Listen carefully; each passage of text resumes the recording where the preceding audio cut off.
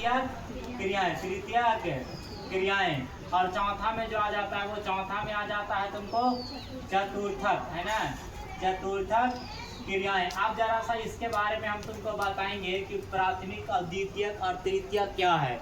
तो प्राथमिक में तो लोग जानता है कि देखो, प्राथमिक में आता है कृषि, क्या आता है, कृषि।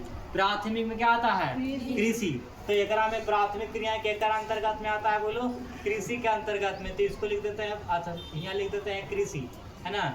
एक जैसे धान का खेती ऐसा करके होता है ना। अब दूसरा में तुमको मिलता है किसान लोग, सब कौन सी में आते हैं, ये प्राथमिक क्रियाएं में आते हैं वो लोग, समझ गया।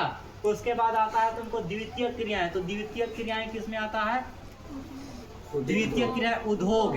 जैसे देखो मेन तुमको कृषि है, तो कृषि अगर बिस्किट हमको बनाना है तो सबसे पहले लोग कृषि करेगा, धान उगाएगा, गेहूं उगाएगा, तब ना कोई उद्योग बनेगा, समझ गए। ईटा बनाना है तो ईटा के लिए मिट्टी उट्टी हमको चाहिए, है ना। तो ये लोग बड़ा बड़ा होगा, जो भी होता है तो हम लोग के इससे होता है, उत्पादक होता है।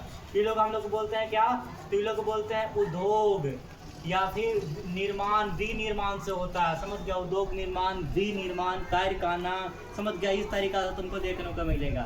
उसके बाद तृतीय क्रिया में क्या आता है, तो तृतीय क्रिया में सेवा, समझ गए। जैसे उद्योग बन गया, बिस्किट बन के तैयार हो गया, तो अब बेच रहा है, उसको सेलिंग कर रहा है। जैसे रेल परिवहन, जैसे रेल हो गया, डॉक्टर हो गया, मास्टर हो गया, समझ गए। सब कब चीज में आ जाता है, बोलो, सेवा में। बड़ा बड़ा उद्योग धंधा, बड़ा